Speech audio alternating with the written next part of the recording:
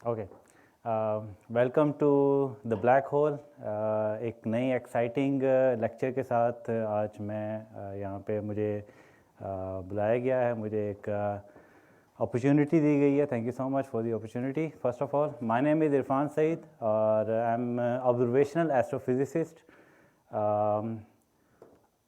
My graduation is in space science from IST, and I have worked in collaboration with United States University, Tarleton State University, and I have been given privilege to work on their telescope.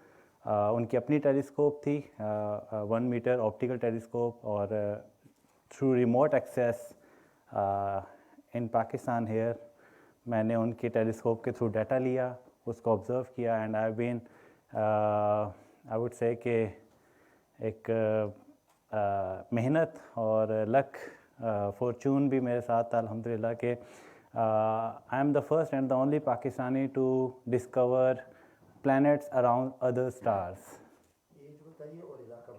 मेरी age 28 years है और I am basically from Multan, but मैं अपनी education purpose के लिए यहाँ पे आया था।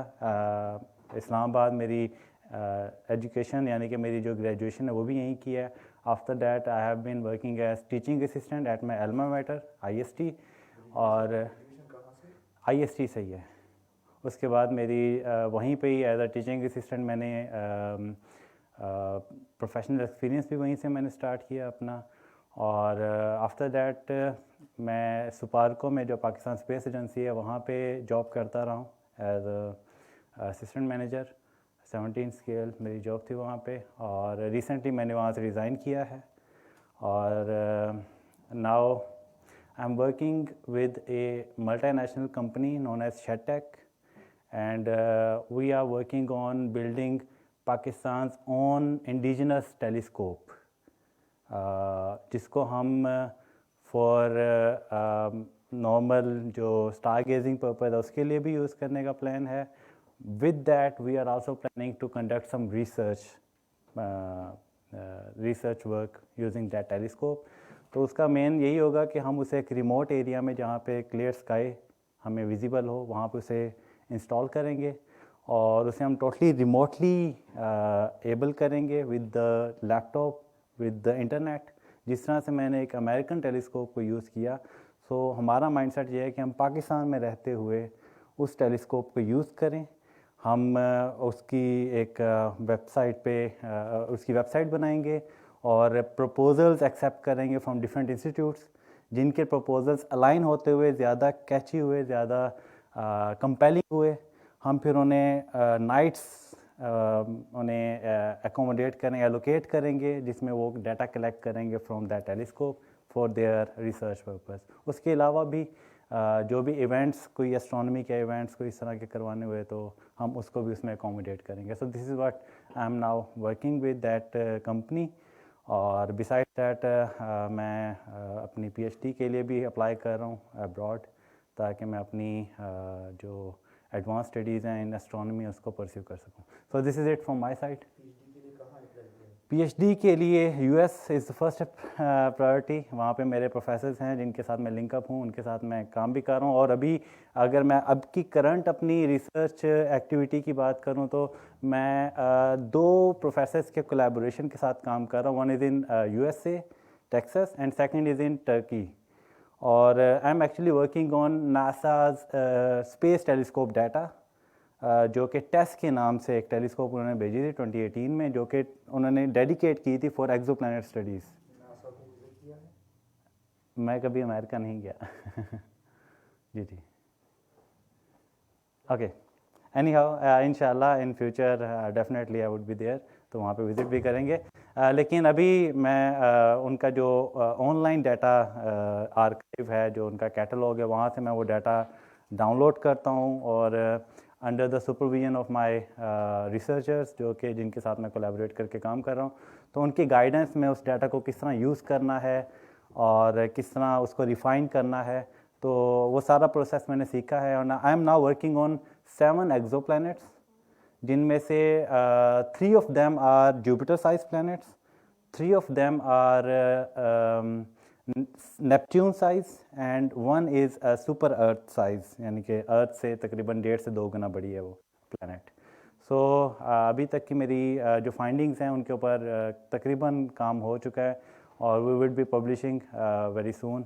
और तो ये मेरी आगे एडमिशन में काफ़ी हेल्प आउट करेगा। टुडेज़ टॉक अगर हम उसकी बात करें तो it is not on exoplanets, actually it is on another exciting field of astronomy, gravitational waves. अभी तो नहीं, 2015 में for the very first time gravitational waves were discovered. Gravitational waves होती क्या हैं और हम इससे क्या इंफॉर्मेशन ले सकते हैं अबाउट द यूनिवर्स, इसके ऊपर आज हम बात करेंगे।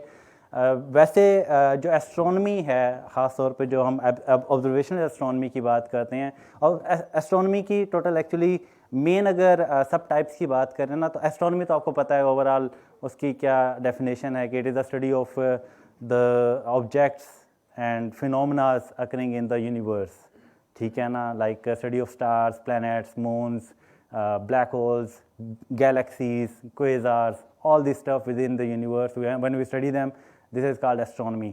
जब हम उनकी बेसिक स्टडीज़ की बात करते हैं कि उनका डिस्टेंस कितना है, वो किस तरह मूव कर रहे हैं ओवर द ईयर, उनकी मूवमेंट किस तरह से होती है, that comes under the umbrella of astronomy. लेकिन जब हम फिज़िक्स के लॉज यूज़ करते हैं, like we are doing spectroscopy, ठीक है, जिसमें हम डॉपलर शिफ्ट की बात करते हैं कि हमसे दूर जा रही है तो किस स्पीड से दूर जा रही है, हम उसकी रेड वेवलेंथ, रेड शिफ्ट को मेजर करते हैं। This comes under the umbrella of astrophysics. जब हम फिज़िक्स को यूज़ करते हैं to study the universe, that's called astrophysics. एक और ब्रांच है, that's cosmology. Cosmology is the study of universe as a whole. जब बहुत फंडामेंटल क्वेश्चंस पे हम पहुंच जाते हैं ना, like how the universe began, what is big bang, how galaxies collide, यानी कि एक्स्ट्रा गैलेक्टिक लेवल पे जब आप पहुंचते हैं, जब आप ओवरऑल यूनिवर्स को एज अ होल स्टडी कर रहे होते हैं, then we actually call it cosmology. So these are the basic terminologies जो कि हम अपनी फील्ड में यूज़ करते हैं। तो मैंने कहा कि इसके ऊपर थोड़ी सी होनी चाहिए इंट्रोडक्शन, ताकि क्लियर हो कि what is the difference between these terms. So आज हम जो स्टडी करेंगे, that's the mixture of observational astrophysics and cosmology. हम ब्लैक होल मर्जिंग के ऊपर बात करेंगे, how black holes actually come close to each other, जो बाइंड्रीज के अंदर एक दूसरे के अराउंड रिवॉल्व कर रहे होते हैं, how they come close to each other.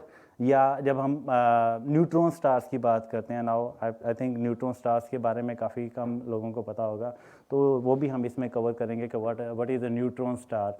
और दैट्स एक्चुअली द रेलिक और रेमिनेंट ऑफ सुपरनोवा, यानी कि वो एक डेड स्टार होता है जब एक massive star almost more than 8 solar message, यानी कि 8 टाइम्स द मास ऑफ सन, जब एक स्टार अपनी एंडिंग स्टेज पे होता है, जब अपना फ्यूल कंज्यूम कर चुका होता है, देयर इज़ नो हीट या there is no energy to compensate the force of gravity that's actually going inward, जो कि उसको कंप्रेस कर रही है। तो उसके ऑपोजिट में कोई फोर्स नहीं है, कोई आउटवर्ड प्रेशर नहीं है, जो कि फ्यूजन रिएक्शन की वजह से होता है, जब वो सारा का सारा फ्यूल यूज़ कर लेता है।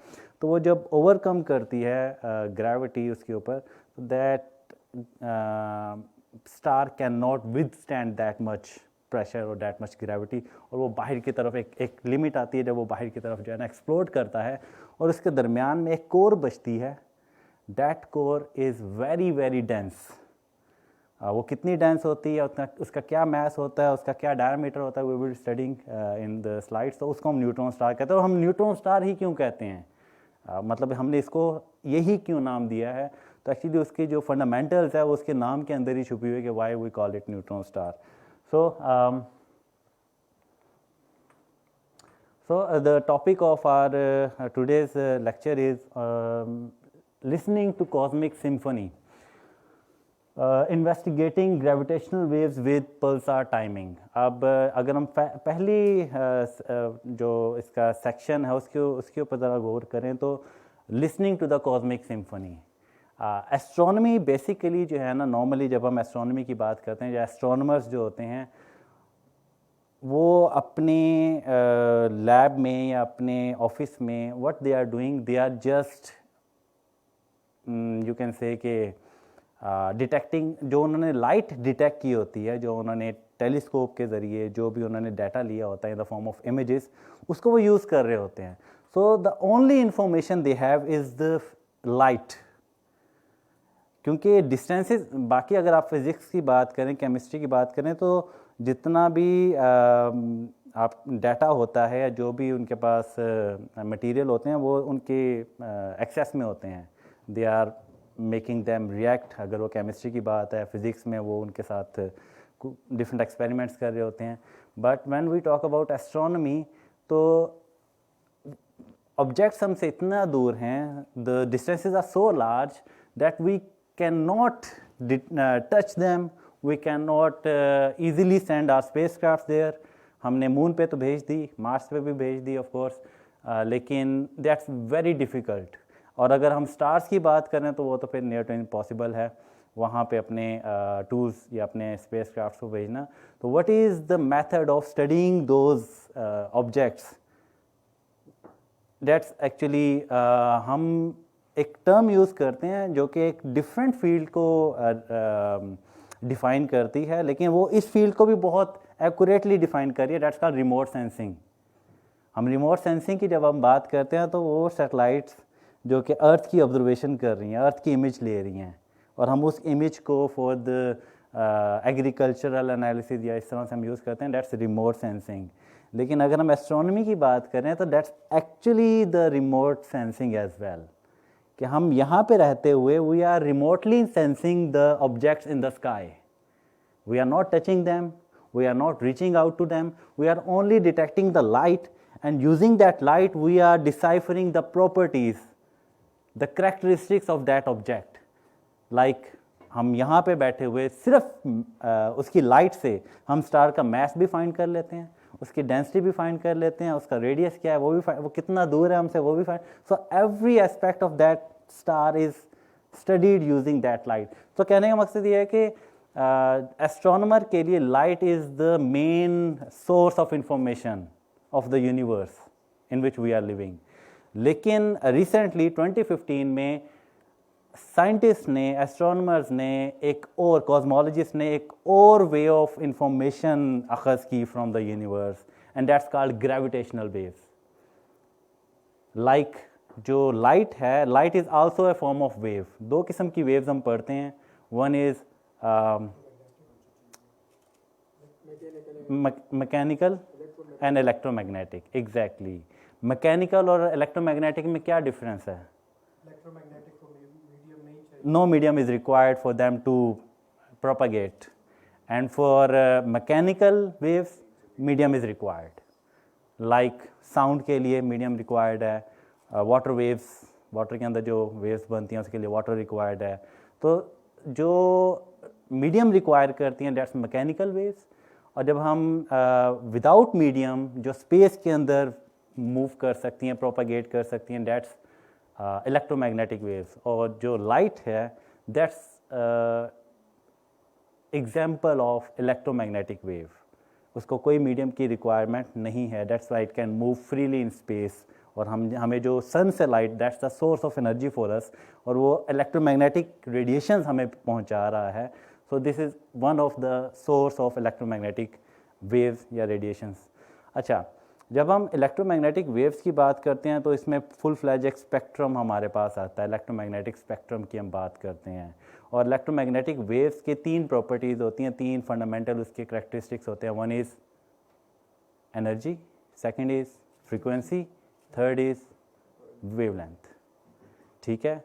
और ये तीनों चीज़ें आपस में इस तरह से इंटरैक्ट या इस तरह से आपस में इंटरमिंगल्ड हैं कि ये एक दूसरे को चेंज करती हैं. एक चीज़ में कमी दूसरी में बढ़ोतरी का बायस बनता है, लेकिन एक चीज़ कांस्टेंट रहती है, एंड दैट्स द स्पीड.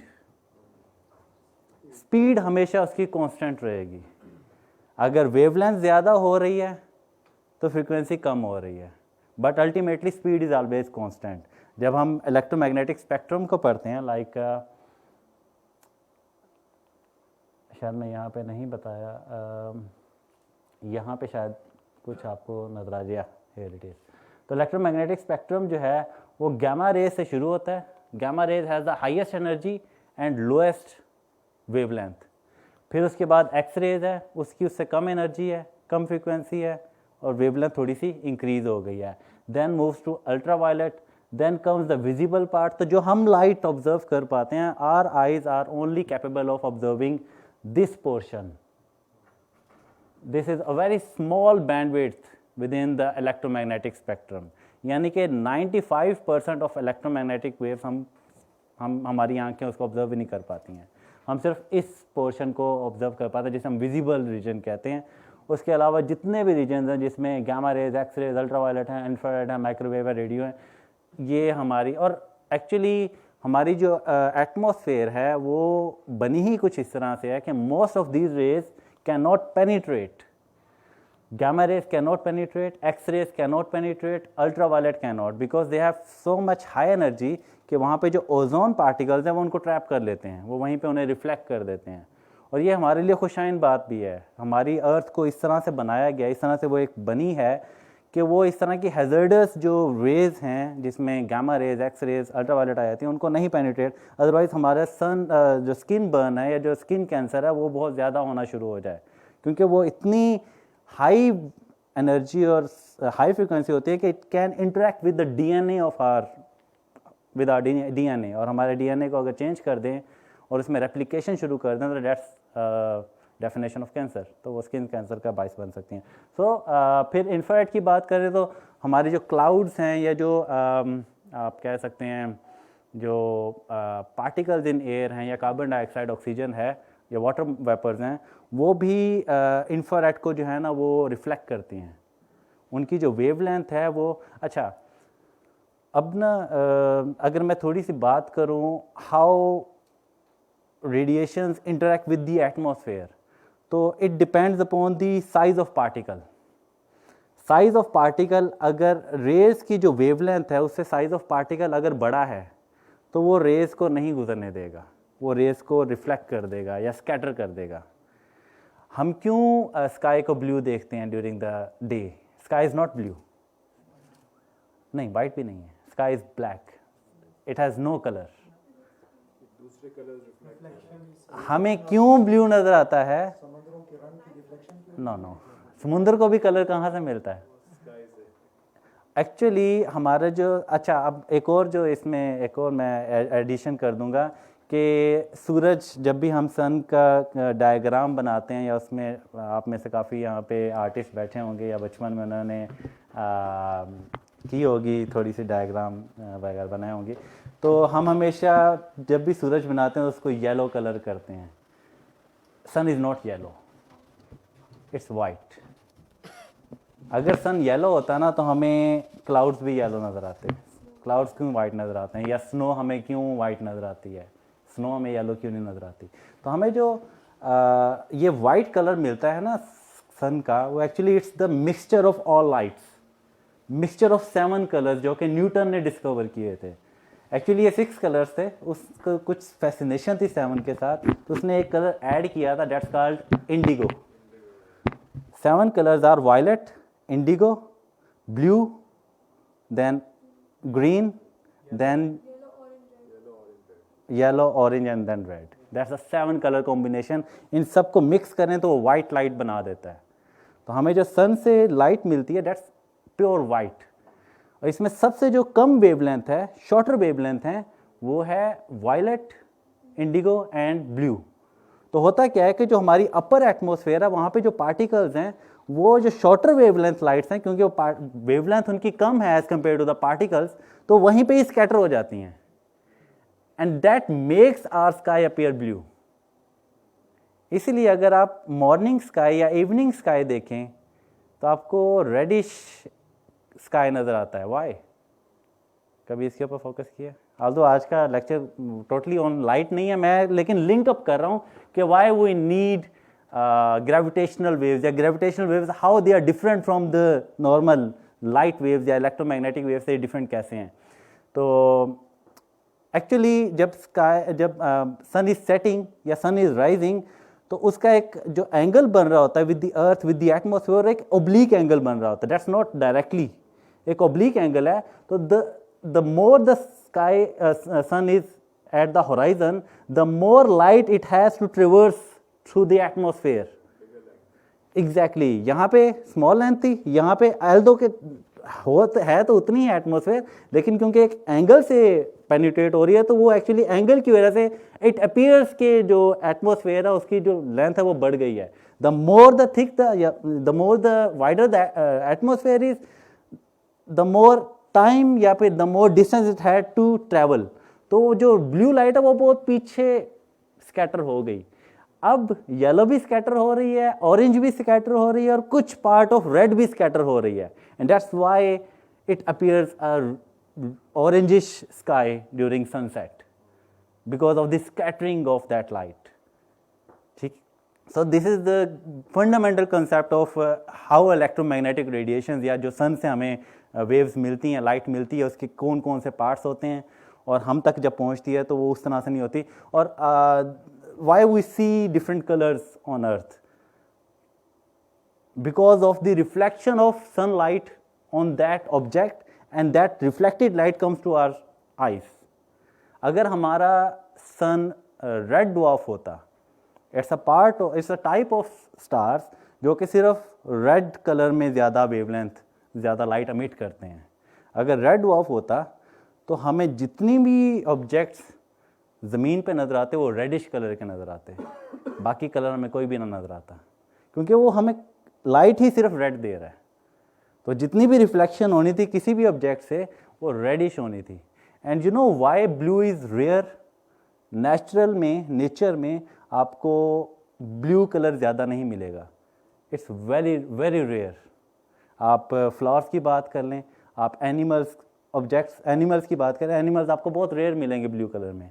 कुछ परिंदे होते हैं, लाइक क्यों रेयर हैं? क्योंकि most of the light, blue light is already scattered, बहुत कम पोर्शन उसका ज़मीन तक पहुंच रहा है।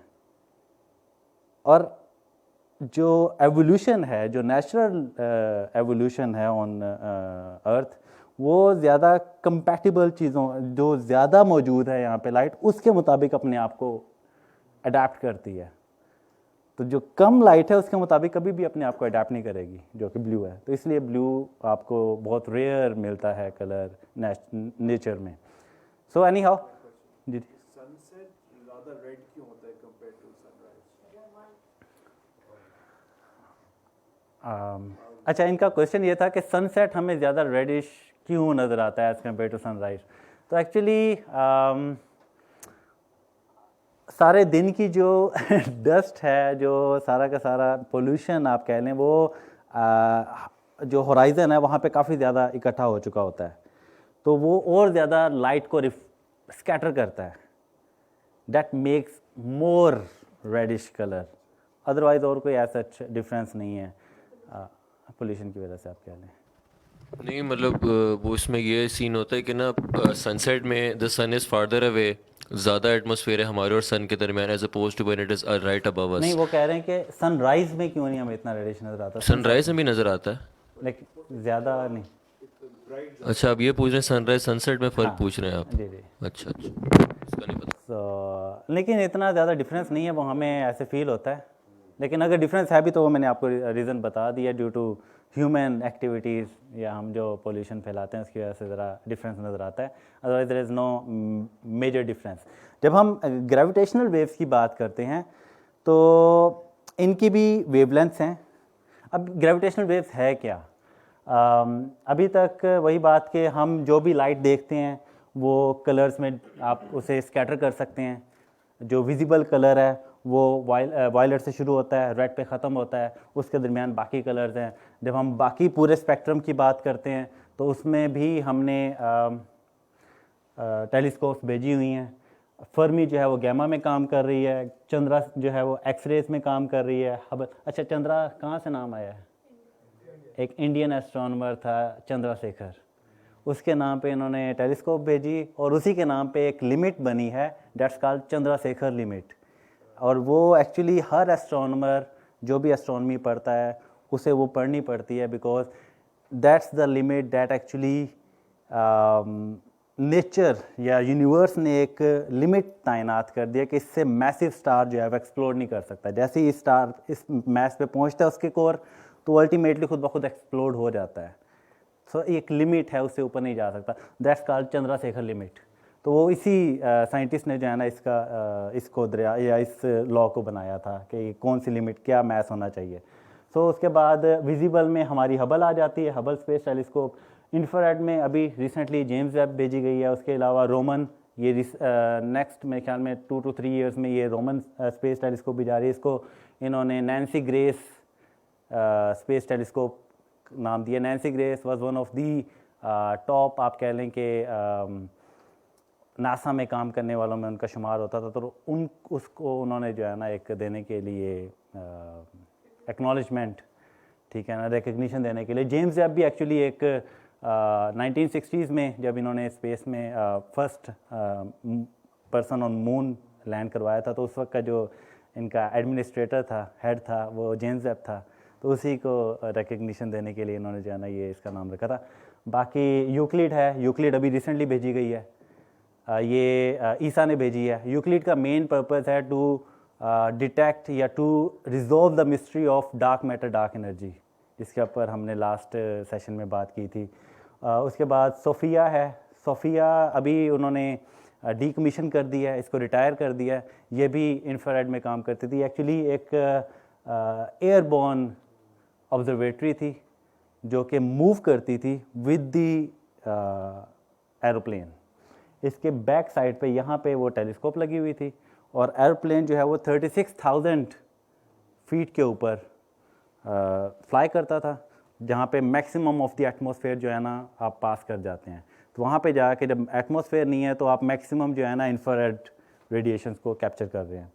तो उसके अलावा माइक्रोवेव में जो है वो एल्मा, ये डिशेस हैं बहुत बड़ी बड़ी, ये काम कर रही हैं हमारे पास। और रेडियो में भी रेडियो डिशेस हैं, उस पर काम किया जा रहा है। तो this is how we are actually deciphering the universe using electromagnetic waves. And we know pretty much about electromagnetic waves. वो बिहेव किस तरह से करती हैं, वो रिफ्लेक्शन उसका किस तरह से होता है, रिफ्रैक्शन किस तरह से होता है, इंटरफेरेंस किस तरह होता है, उनकी एनर्जी और वेवलेंथ का क्या आपस में रिलेशन है। हमें लाइट मिल जाए, we can directly trace out the source, कि इसका सोर्स क्या हो सकता है, what kind of source we can anticipate from the light we are observing. लेकिन जब हम इनकी बात करते हैं ग्रेविटेशनल वेव्स की, तो gravitational waves are not the way we think of. पहली बात यह है कि ग्रेविटेशनल वेव्स को समझने के लिए आपको न्यूटोनियन पैराडाइम से आइंस्टाइनियन पैराडाइम में शिफ्ट होना पड़ेगा। न्यूटोनियन पैराडाइम कहता था कि space is absolute, space time एक जगह पे रुका हुआ है, it is not interacting with the objects in the universe. कि स्पेस टाइम एक स्टेज है जिसके लाइक आप जब भी कोई प्ले देखते हैं, जब भी कोई ऑन स्क्रीन थिएट्रिकल परफॉर्मेंस देखते हैं, तो लोग आपस में इंटरेक्ट कर रहे हैं, वो एक दूसरे के साथ डायलॉग्स एक्सचेंज कर रहे हैं, लेकिन वो जो स्टेज है लाइक दिस स्टेज, ये फिक्स्ड है, इट इज़ नॉट चेंजिंग। लेकिन आइंस्टाइन ने कहा कि this stage is also not fixed. ये जो स्पेस टाइम है जिसको हम पहले समझते थे कि ये फिक्स्ड है, ये भी एक्चुअली चेंज होता है depending upon the mass of the object.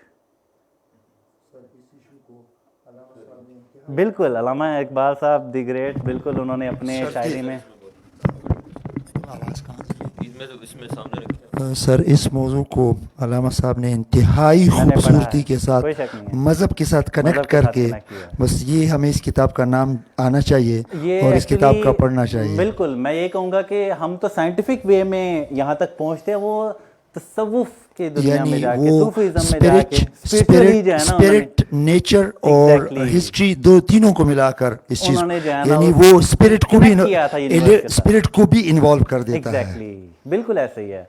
सो मैं बिल्कुल इनका बहुत एक किस्म का मद्दाह हूँ, या कह लें कि मैं इनको बहुत फॉलो करता हूँ, और is one of my spiritual mentor. तो बेशक इन्होंने जो भी अपनी राइटिंग्स की हैं बहुत कमाल इन्होंने राइटिंग्स की हैं। सो कमिंग बैक, तो ये जो स्पेस टाइम है, व्हाट इज़ इट? जो आइंस्टाइन की थ्योरी है ना, वो ये कहती है कि स्पेस टाइम को आप इस तरह से ले कि इट इज़ अ फैब्रिक। आप कपड़े को चार जगह से अगर चारों कोनों से पकड़ लें तो एक फ्लैट सरफेस का काम करेगी। तो हम 3 डायमेंशनल स्पेस टाइम को 2 डायमेंशनल फैब्रिक समझ लेते हैं। लेट्स एज्यूम कि 2 डायमेंशनल फैब्रिक है, तो होगा क्या कि when we put a massive object at the centre of that fabric, हम पीस ऑफ क्लॉथ के कपड़े के एक टुकड़े के दरमियान में रखें तो वो फिर स्ट्रेट नहीं रहेगा, वो कर्वेचर में आ जाएगा। There would be a bending in that cloth, piece of cloth. That bending is due to the mass residing at the center. In the same way, every object in the universe is curving the space-time path. Depending upon the mass of that object, the curvature is different for every object. Earth का different curvature है, moon का different है, sun का और ज़्यादा है. The more the mass is, the more the curvature it would be in the space-time. और जब हम स्पेस टाइम की बात करते हैं ना, हम स्पेस को अलहदा नहीं कर रहे। जब स्पेस में स्ट्रेच आता है तो टाइम भी उसी मुताबिक चेंज होता है। आपने अगर इंटरस्टेलर मूवी देखी हो तो उसमें बहुत अच्छा कंसेप्ट दिया गया है, how time changes with space. जहाँ पे ग्रेविटी ज़्यादा होती है, जहाँ पे एक्सट्रीम ग्रेविटी होती है like near the black whole, तो वहाँ पे स्पेस इतनी स्ट्रेच हो चुकी है कि it is so much stretch कि वहाँ पे जो टाइम है वो भी बहुत स्लो हो गया है। The more stretched the space is, the more time the time would be dilated more. इसको वो multiplicity of time and space का कंसेप्ट बहुत अच्छे तरीके से वाज़ेह करता है। द मल्टीप्लिसिटी, और अनफॉर्चुनेटली हमें ये मालूम नहीं है कि इस टॉपिक पर 800 साल पहले एक मुसलमान साइंसदान फ़खरुद्दीन अल इराक़ी ने तअद्दुद ज़मान वल मकान, बिल्कुल यूरोप में जो ये आइडिया आया है ये उसकी हुबहू कॉपी है, हुबहू कॉपी उसकी है। बिल्कुल ऐसे ही है। हमारे जो मुस्लिम साइंटिस्ट हैं 800 years ago फ़खरुद्दीन अल इराक़ी तअद्दुद ज़मान वल मकान, और इसको नकल करके multiplicity of time and space, और यूरोप हमारी अपनी चीज़ें हमारे ऊपर बेच रहा है। बेशक। मगर हमने उसकी कदर नहीं की। मगर वो इल्म की मोती किताबें अपने आबा की, जो देखा उनको यूरोप में, जो देखा उनको यूरोप में, तो दिल होता है सिपारा। बिल्कुल, मैं इसको ज़रा काउंटर करूँगा। मतलब ये पब्लिक फोरम है, तो इसके अंदर ये नहीं कि जो मर्जी इसमें बात हो जाए। मतलब ये ज़मान और मकान का तो हमें पता है शुरू से, स्पेस और टाइम का। एरिस्टोटल के ज़माने से, ग्रीक्स के ज़माने से स्पेस का पता है, टाइम का पता है। ग्रीक्स ने अपने पैराडॉक्सेस दिए थे कि स्पेस से मोशन पॉसिबल नहीं है, टाइम को उन्हें पता था। लेकिन जो पहली दफ़ा कंबाइन किया स्पेस और टाइम को, स्पेस टाइम बनाया है, वो आइंस्टाइन ने किया सिर्फ और सिर्फ। उससे पहले किसी ने भी नहीं किया। ज़मान और मकान का अलग-अलग बात थी, लेकिन कॉम्बिनेशन नहीं हुआ ज़मान और मकान। जी बिल्कुल, आपकी बात दुरुस्त है। मैं उसकी मल्टीप्लिसिटी की बात कर रहा हूँ, तअद्दुद ज़मान वल मकान, कि there are so many times and there are so many spaces from taken from serial time and serial space to the pure time and pure space. There are multiple times and spaces. इस चीज़ को मुसलमानों ने शुरू में वो connect किया। मैं आपकी बात को कंट्रडिक्ट नहीं कर रहा हूँ, उसमें मुसलमानों ने एक बहुत अच्छी कंट्रीब्यूशन दी है, जो कि मुसलमानों से पहले ग्रीक फिलोसफी में नहीं थी। एग्जैक्टली बस इसमें ये चीज़ कही जा सकती है कि अगर इसको कंटिन्यू करते, वो जो कि नहीं कंटिन्यू किया, अगर इसको कंटिन्यू करते तो हो सकता है कि actually Muslims would have been the first जो कि स्पेस टाइम का कंसेप्ट लेके आते।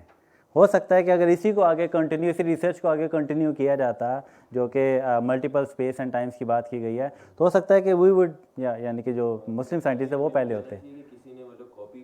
किसी ने कॉपी की है बात, मतलब ये कि everything builds on the past. ठीक है, जिस तरह मुसलमान दुनिया के अंदर फिलोसफी और साइंस किस तरह शुरू हुई, ग्रीक्स के टेक्स्ट को ट्रांसलेट करने के बाद शुरू हुई, खुद ब खुद नहीं शुरू हुई। तो उन्होंने ग्रीक्स पे बिल्ड किया, उसके बाद फिर मुसलमानों के कंट्रीब्यूशंस पे वेस्ट ने बिल्ड किया। तो ये नहीं होता कि कोई कॉपी करता है फिर कोई कंस्पिरेसी होती है ना। जी मेरी आवाज़ क्लियर है? हाँ जी, हाँ जी। जी, किताब का नाम है द मेकिंग ऑफ ह्यूमैनिटी और मुसन्निफ का नाम है ब्रेफाल्ट, और उसका पैराग्राफ है इट हैज़ बिन, यानी अल्लामा इकबाल ने इसको 5वें खुतबे में उठाया है, the spirit of Muslim culture. गौर से सुनिए, कापी है। It was under their successors. ये मैं उस किताब की इबारत पढ़ रहा हूँ. किताब का नाम है The Making of Humanity. इसका उर्दू तर्जुमा है तामीर इंसानियत, लाहौर में हो चुका है. It was under their successors at at Oxford School that Roger Bacon learned Arabic and Arabic science. Neither Roger Bacon nor his later namesake Francis Bacon has any title credited with having introduced the experimental method. Roger Bacon was no more than one of the apostles of Muslim science and method to Christian Europe, and he never wearied of declaring that a knowledge of Arabic and Arabian science was for his contemporaries the only way to true knowledge. Discussions as to who was the originator of the experimental method are part of the colossal misrepresentation of the origins of European civilization. The experimental method of Arabs was by Bacon's time widespread and eagerly cultivated throughout Europe. जी, इस इबारत से मैं ये कहना चाहता हूँ कि इन चीज़ों मुसलमानों ने ग्रीक नॉलेज को अरबी में तर्जुमा किया. मदरसे में भी अब भी एक किताब पढ़ाई जाती है विद द नेम ऑफ ईसाऊजी. उसके ऊपर किसी अरब मुसन्निफ ने अपना नाम लिखा है. एक्चुअली ये एग्जैक्ट ग्रीक का तर्जुमा है. वो मैं ख्याल में बंद हो गया. जी, मैं सिर्फ ये कहना चाहता हूँ कि मुसलमानों ने ग्रीक फिलोसोफर की तर्जुमा किया, उसमें अपनी कंट्रीब्यूशन डाली, और वो कंट्रीब्यूशन जब अंदलुस में चली गई और 2 फरवरी 1492 को मुसलमान रिवर्स हुए तो शमा मुसलमानों ने जलाई थी. ऑफ कोर्स ये तो इवन अनफॉर्चुनेटली फारसी चली गई है, वरना इकबाल अपनी फारसी कुलियात में कहता है चुन अरब अंदर अरूपा पर कुशाद इल्म हिकमत रा बिना दिगर निहात दाना अन सहरा नशीनन काश्तन हासिल अफरंगियान बर्दाश्तन. राइट. वो कुछ कहना चाह रही थी पीछे, इनको जरा दीजिए mic. The theory of general relativity is the only way that we can prove that time is the fourth dimension. Yeah, and exactly. And that is brought by Einstein, and it wasn't brought before Einstein. Before Einstein. That's the actually the marriage of space and time. And that shows that space-time is the fabric of the Exactly. They are not different. They are actually the one thing. Yes, it was done 800 years ago. ना sir अभी आप Anyhow, let's discuss it after this session. Discussion खत्म करते हैं. ना नहीं, ये बिल्कुल गलत बात है. इसके ना इस डिबेट को हम हेल्दी रखते हैं आफ्टर दी सेशन, ताकि हम जो ग्रेविटेशन वेव्स है, ब्लैक होल के क्योंकि हम रिप्रेजेंट कर रहे हैं ब्लैक होल को, बिल्कुल ब्लैक होल स्यूडो साइंस को कोई भी नहीं सपोर्ट कर सकते. लोग इधर आके मतलब डिफरेंट अपनी थ्योरीज अपने आइडियाज देते हैं, but this is completely pseudo science के स्पेस टाइम और रिलेटिविटी कॉन्सेप्ट 800 साल पहले आ गया था. कि just for the record I want to clarify this. देखिए मेरी बात को बिगाड़ के पेश किया जा रहा है. मेरा नहीं जी the multiplicity the multiplicity of time and space का concept मुसलमानों का दिया हुआ है. Point taken. रिलेटिविटी की बात नहीं हो रही, लेकिन कंफ्यूजिंग तरीके से बात की. तो anyhow coming back to the general relativity, तो थ्योरी ऑफ जनरल रिलेटिविटी कहती है कि space time can be moulded, can be stretched, can be curved depending upon the mass of the object residing at that space time position. और वहाँ से एक concept originate हुआ, concept of black hole. लेकिन black hole को जो first time जो सही तौर पे प्रेजेंट किया था, जिसकी सही थ्योरी दी थी, that person was actually the Oppenheimer, Robert Oppenheimer. आप अगर इसके बारे में जानते हो, he is the father of atom bomb. हम उसे एटम बॉम्ब के फादर के साथ के उस पर ही रिलेट करते हैं. लेकिन he was the first scientist, astronomer who actually lays the foundation of the existence of black holes. Actually इसे काफ़ी fascination थी with the stars. ये ना सिर्फ theoretical physicist था, बल्कि इसे astrophysics के साथ भी काफ़ी लगाव था. तो what he used to think, astronomers या जो भी scientists होते हैं, ये actually imagination के ऊपर बहुत rely करते हैं. Their imagination is so strong. Einstein ने भी imaginations पे काम किया जब उसने theory of special relativity और general relativity की पेश की थी. तो वो सारी उसकी imaginations थी, thought experiments थे. तो he also did some thought experiments. उसने कहा कि ओके, आइंस्टाइन ने हमें एक थ्योरी दी है, theory of relativity, general relativity. According to that relativity, एक मैस की वजह से there is curvature in space time. हम उस मैस को अगर बढ़ाते जाएं, what would happen? Increase. But there should be a limit. जो फर्स्ट लिमिट है वो तो सुपरनोवा के बाद न्यूट्रॉन स्टार्स को ओरिजिनेट करती है। उसने कहा कि न्यूट्रॉन स्टार्स का भी मैस बढ़ा दिया जाए, उन स्टार्स का भी मैस बढ़ा दिया जो कि न्यूट्रॉन स्टार्स में अल्टीमेटली एंड अप होते हैं। What would happen? तो वो एक लिमिट पे पहुंचे जो कि बाद में एक्चुअली उस लिमिट को प्रॉपरली स्वाशाइल्ड ने स्टडी किया था। उस स्वाशाइल्ड लिमिट को हम कहते हैं radius of that black hole. लेकिन he was the first scientist जिसने प्रिडिक्ट किया था कि ब्लैक होल्स जो हैं वो मैथमेटिकली एग्जिस्ट कर सकते हैं। ठीक है, he was the first person. Then of course जिस तरह मैंने आपको बताया कि he was interested in astrophysics, he was doing research on nuclear and high energy astrophysics. अब जो ये जो एटम बॉम्ब है जिसमें आप क्या करते हैं कि जो यूरेनियम है या जो रेडियो एक्टिव आपके एलिमेंट्स हैं जो हाईली रेडियो एक्टिव होते हैं, तो उसमें आप न्यूट्रॉन की बम्बार्डमेंट करते हैं। तो एक्चुअली फंडामेंटल अगर आप फिज़िक्स में जाएं, जब आप पार्टिकल फिज़िक्स में जाते हैं तो we are also connected with the cosmos. तो हम ये नहीं कह सकते कि जो हम यहाँ पे स्टडी कर रहे हैं वो कुछ और है, स्पेस में कुछ और है, नथिंग। स्पेस में भी वही सब चीज़ें हो रही हैं, वही फिनोमेना हो रहे हैं, बट लार्जर स्केल पे हो रहे हैं। तो उसने इसी हाई एनर्जी एस्ट्रोफिजिक्स को ना सिर्फ लैब में स्टडी किया जहाँ पे वो एटम बॉम्ब को उन्होंने अल्टीमेटली फिर मैन्युफैक्चर किया, बल्कि they also studied the universe के यूनिवर्स में किस तरह से न्यूट्रॉन स्टार्स किस तरह से बन रहे हैं। ठीक है ना? So he was the first I would say scientist who predicted the black hole mathematically. और ये उसका पेपर है ऑन मैसिव न्यूट्रॉन कोर्स। ये उसका पेपर था जिसमें उसने बताया था कि जब न्यूट्रॉन स्टार्स की भी कोर मैसिव हो जाएं, एक लिमिट को एक्सीड कर जाएं, तो फिर वो किस तरह से अल्टीमेटली ब्लैक होल्स के अंदर कन्वर्ट होती हैं, how they become the black holes. और ये उसने मैस उसका निकाला था around 1/3 solar masses to I think 2/6 है या 3/6 है। Anyhow this was the range जिसमें वो कह रहा था कि इक्विलिब्रियम नहीं रहता और वो ultimately there becomes the rupture in the space time. वो स्पेस टाइम के अंदर एक होल प्रोड्यूस हो जाता है क्योंकि वो सस्टेन नहीं कर पाता मैस को, डेंसिटी इतनी ज़्यादा हो जाती है और मैस एक बहुत कॉम्पैक्ट एरिया में एग्जिस्ट कर रहा होता है कि it ultimately appears to be a hole in space time, that's a black hole।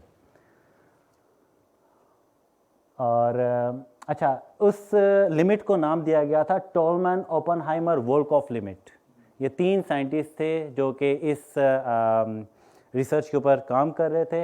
And what they actually come up with, ये जो अच्छा इस ग्राफ को समझने के लिए यू हैव टू अंडरस्टैंड कि इनके जो एक्स एक्सिस और वाई एक्सिस हैं ये किस चीज़ को डिफाइन कर रहे हैं। तो एक्स एक्सिस पे आपका मैस ऑफ दैट स्टार है in terms of solar message, और जो वाई एक्सिस है that's the radius of that star. दोनों चीज़ें आपस में रिलेटेड हैं। जितना मैस बढ़ता जाएगा उतनी उसकी ग्रेविटी ज़्यादा बढ़ेगी। मैस वैसे तो साइज को बढ़ाता है, लेकिन क्योंकि उसकी ग्रेविटी भी साथ में बढ़ रही है, और अगर आप खुद सोचें कि न्यूट्रॉन स्टार की आप बात करें, जब आप उस स्टेज की बात करें when there is no fusion reaction inside the core, तो फिर there is no repulsion, no outward pressure, तो only force that is existing is the force of gravity. तो मैस अगर बढ़ रहा है तो अल्टीमेटली ग्रेविटी उसकी ओर उसको कंडेंस कर रही है और उसकी डेंसिटी को बढ़ा रही है। दैट्स व्हाट्स हैपनिंग हियर कि जब हम वाइट ड्वार्फ की बात करते हैं तो उनका मैस जो है वो इस रेंज में लाई करता है और उनका जो रेडियस है वो अल्टीमेटली ज़्यादा होता है। तो जिस तरह उसका मैस बढ़ता है वाइट ड्वार्फ का, उनका रेडियस डिक्रीज कर रहा है because of the effect of gravity. Gravity is the attractive force, mass बढ़ेगा तो फोर्स ऑफ अट्रैक्शन भी इंक्रीज करेगी।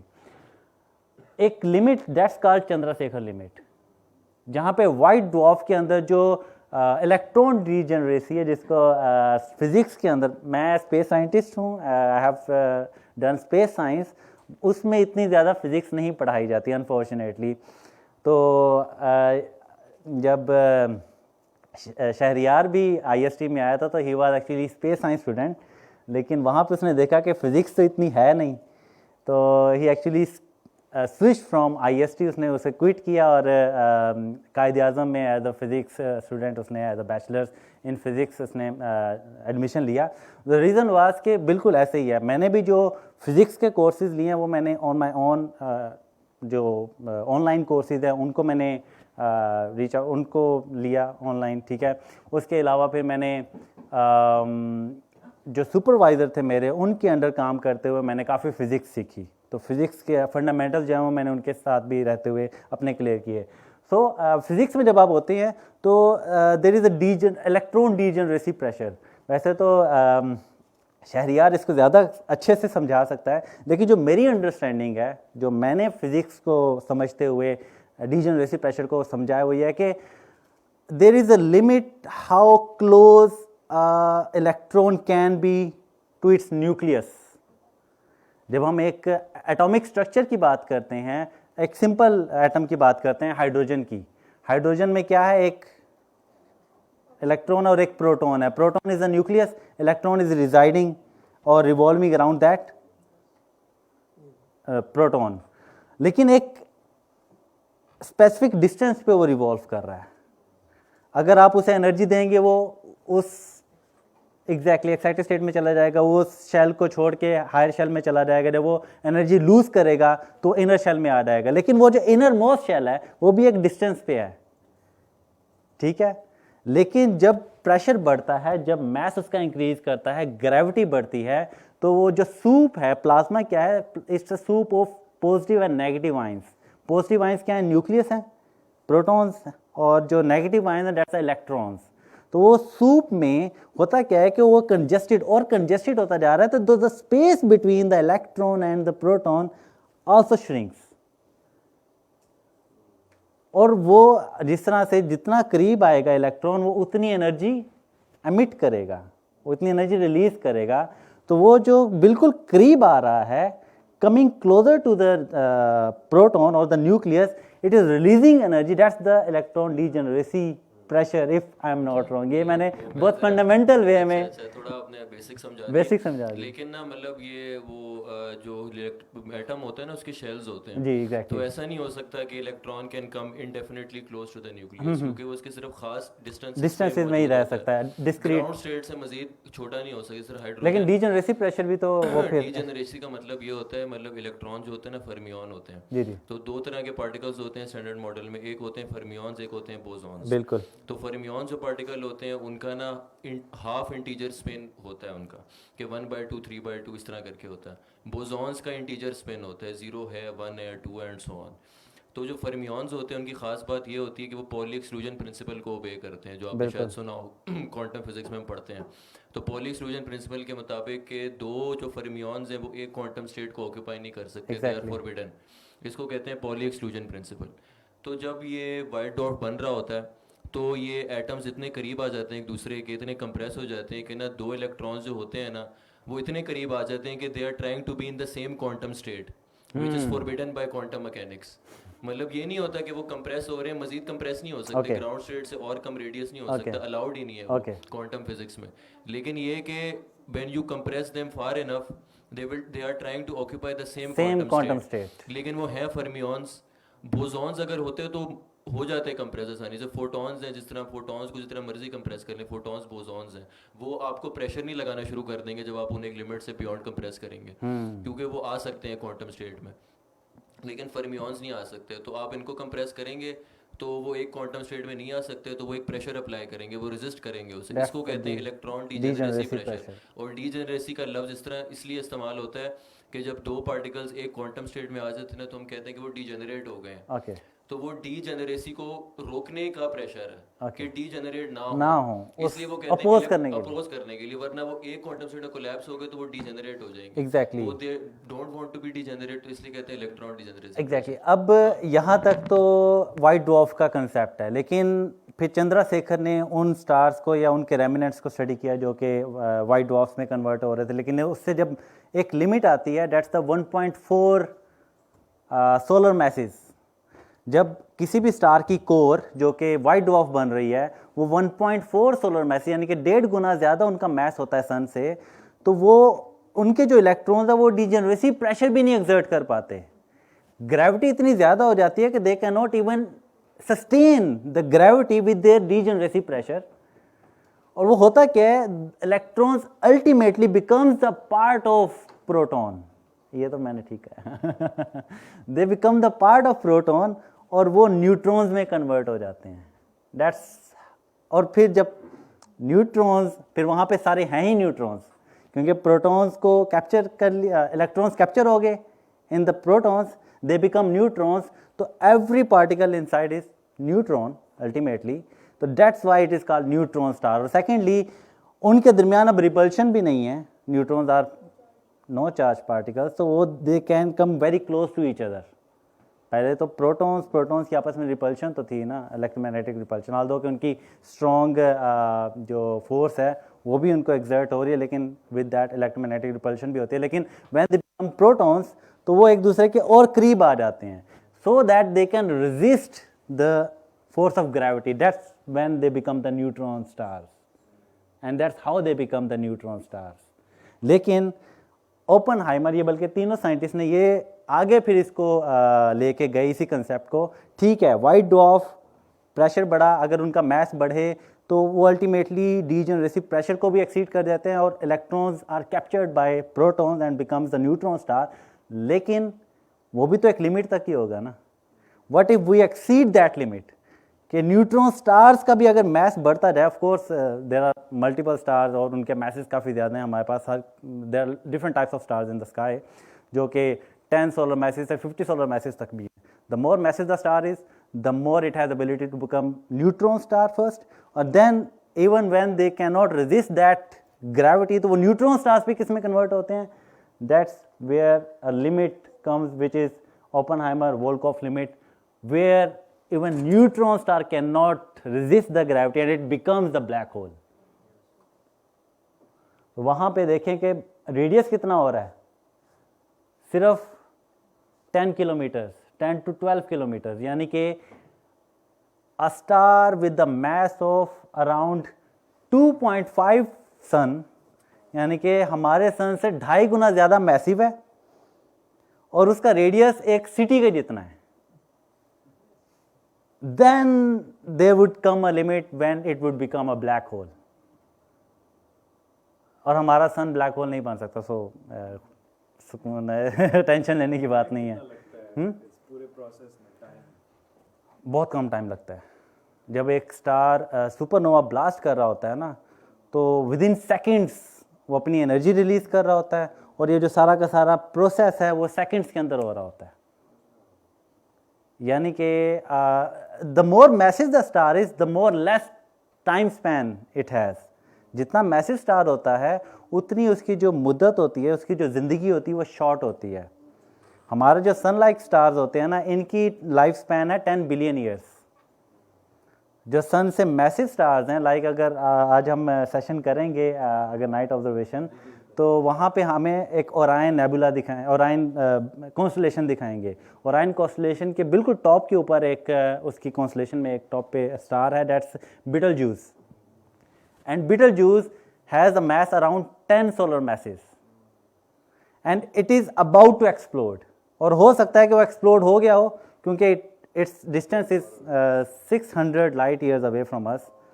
तो हो सकता है कि क्योंकि जो हम अभी देख रहे हैं वो स्टार, वो 600 साल पहले का स्टार था, हो सकता है वो एक्सप्लोड हो गया हो, लेकिन हमें लाइट नहीं पहुंची, क्योंकि अभी उसके अंदर इस तरह की वेरिएशंस आ रही हैं, इस तरह के वो पल्सेशन कर रहा है कि इट्स थिंग्स ऑफ लाइक कि वो एक्सप्लोड होने वाला है। तो उसका जो रेमिनेंट है ना, दैट्स अ न्यूट्रॉन स्टार। तो हमारे पास काफ़ी स्टार्स हैं जो कि सन से काफ़ी मैसिव हैं, और उनकी जो लाइफ स्पैन है वो काफ़ी शॉर्ट होता है। The more massive the star is, the more less the its lifespan is. So here what becomes a black hole। लेकिन फिर ब्लैक होल्स की भी टाइप्स हैं, 3 किस्म की टाइप्स में हम इसे कन्वर्ट करते हैं। One is stellar mass black holes, जो कि सन के मैस के रिलेटेड होते हैं, like 5 times solar masses, 10 times solar masses या 50 times solar masses, that's stellar mass stellar mass black holes. फिर एक सेकंड उसकी एक और टाइप है, दैट्स इंटरमीडिएट सोलर मैसेज कहते हैं। उनकी जो रेंज है वो 100 से लेके थाउजेंड्स में होती है। 100 सोलर मैसेज से 1000 सोलर मैसेज में, ठीक है, 10,000 हो गया 20, that's intermediate solar black holes. फिर तीसरी टाइप आती है जो कि सबसे ज़्यादा फैसिनेटिंग है, because our own galaxy has this type of black hole, और ये हर गैलेक्सी में एक या दो होते हैं, डिपेंडिंग कि वो एक गैलेक्सी खुद में बनी है या वो मर्ज होके बनी है। अगर वो एक ही galaxy like our Milky Way galaxy, तो हर गैलेक्सी के सेंटर में एक सुपर मैसिव ब्लैक होल है जो कि थर्ड टाइप है, और उनका mass billions of solar masses में, मिलियन टू बिलियंस में लाई कर रहा होता है, like in our own galaxy centre. और हमारी जो सबसे नियरेस्ट है एंड्रोमेडा, उसके भी सेंटर में है। हर गैलेक्सी जो भी हमने देखी है उसके सेंटर में एक super massive black whole exist करता है। और जब दो गैलेक्सीज कोलाइड करती हैं, not only their stars are mixing with each other, but their supermassive black holes are also coming closer to each other. That's supermassive black holes binaries. और जब हम ग्रेविटेशनल वेव्स की बात करते हैं, तो जितना मैसिव ऑब्जेक्ट्स एक दूसरे के करीब आएंगे, उतनी प्रोबेबिलिटी ज़्यादा होगी ग्रेविटेशनल वेव प्रोड्यूस होने की। That's why we are able to detect gravitational waves when two neutron stars collided with each other. जब दो न्यूट्रॉन स्टार्स जो एक दूसरे के करीब थे, दे वर रिवॉल्विंग अराउंड ईच अदर, और जब वो एक दूसरे के अंदर मर्ज हुए, जब वो कोलाइड किए, तो उन्होंने फिर स्पेस टाइम के अंदर रिपल्स पैदा की। वो रिपल्स कैसे होती हैं? इसकी एक एनालॉजी है कि when you throw pebble in water, तो वाटर के अंदर रिपल्स पैदा होती हैं। तो स्पेस टाइम के अंदर रिपल्स पैदा करने के लिए आपको इतने मैसिव ऑब्जेक्ट्स की ज़रूरत है जो कि एक दूसरे के साथ टकराएंगे, वो इतनी एनर्जी रिलीज करेंगे कि वो ना सिर्फ एनर्जी इलेक्ट्रोमैग्नेटिक वेव की फॉर्म में निकलेगी, बल्कि वो एनर्जी ग्रेविटेशनल वेव्स की फॉर्म में भी निकलेगी। This is a real image of our own Milky Way centre black hole, that's Sagittarius A black hole, और ये रिसेंटली इसकी इमेज ली गई है। So how many galaxies are there? जब हम बात करते हैं कि हमें सुपर मैसिव ब्लैक होल्स कितने मिलेंगे या कितने हैं पूरे यूनिवर्स में सुपर मैसिव ब्लैक होल्स, तो मैंने आपको बताया कि हर गैलेक्सी के सेंटर में सुपर मैसिव ब्लैक होल है। So how many galaxies are there? ये एक वीडियो है, अगर चल जाए तो इसमें ये रियल एक्चुअली इमेज के ऊपर वीडियो बनाई गई है। ये स्लोन डिजिटल स्काई सर्वे एक टेलीस्कोप है जो कि पूरे स्काई को ऑब्जर्व कर रही है, और each dot here is a Galaxy. और अगर आप फोकस करके देखें तो ज़्यादातर गैलेक्सीज एक दूसरे के साथ मर्ज हो रही हैं, वो एक दूसरे के साथ कोलाइड कर रही हैं। So the merging of super massive black hole is not rare,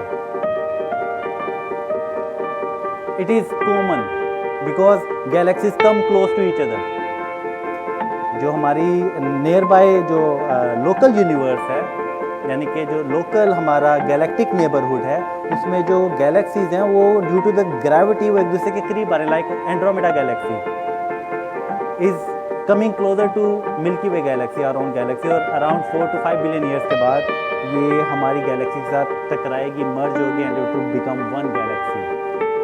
So how many galaxies are there? So this is the real image which is converted into a video. आप देख लें कि कितनी हमारे पास जो है ना एक वास्ट नंबर ऑफ गैलेक्सीज हैं जो कि पूरी यूनिवर्स में है। ट्रिलियन में है, 2 ट्रिलियन गैलेक्सीज का अभी तक एस्टिमेट लगाया गया है कि we have been discovered this much, क्योंकि देयर इज़ अ लिमिट हम कितनी यूनिवर्स को ऑब्जर्व कर सकते हैं। That's called observable universe.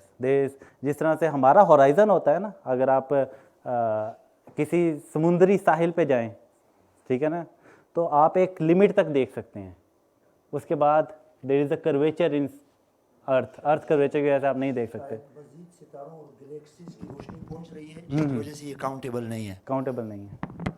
Secondly there is a cosmic horizon as well, क्या हम एक कॉस्मिक होराइज़न की वजह से भी उससे आगे नहीं देख सकते। That's the cosmic horizon and that's the observable universe. और उसकी जो डायमीटर है यूनिवर्स का, that's around 93 billion light years. हमारी जो ऑब्जर्वेबल यूनिवर्स है उसका जो diameter that's around 93 billion light years. उससे बाहर हम नहीं देख सकते। तो दैट्स द कॉस्मिक लिमिट। उसमें हमने जो है ना वो मल्टीपल किस्म की गैलेक्सीज देखी हैं। गैलेक्सीज की भी डिफरेंट टाइप्स होती हैं। ये लेंटिकुलर गैलेक्सीज कहलाती हैं, जो कि डिफॉर्म्ड गैलेक्सीज हैं, जो कि व्हेन टू गैलेक्सीज कोलाइड तो अपनी शेप चेंज कर लेती हैं। नॉर्मली गैलेक्सीज की ये शेप नहीं होती है, गैलेक्सीज की बड़ी स्मूथ शेप होती है लाइक दिस गैलेक्सी। लेकिन जब ये एक दूसरे, तो हमने दो गैलेक्सीज को कंप्लीटली मर्ज होते नहीं देखा।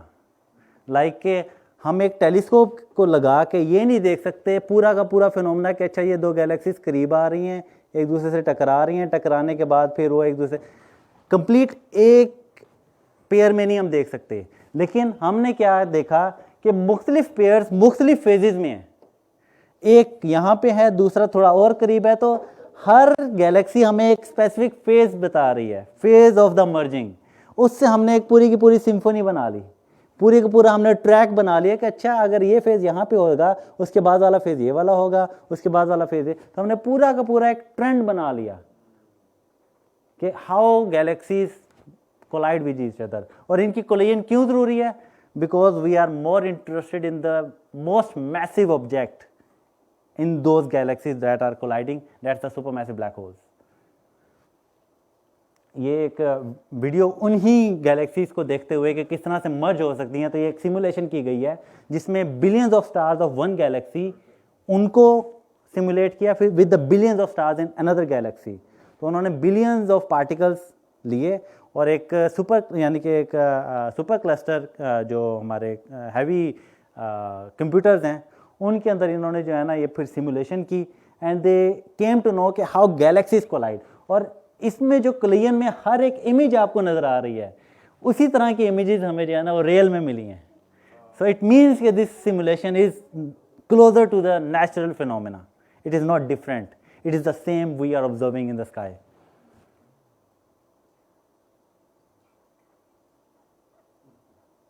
और ये each dot here when which you are observing is a star. अब देखें कि कुछ स्टार्स दूर जा रहे हैं, कुछ स्टार्स करीब आएंगे।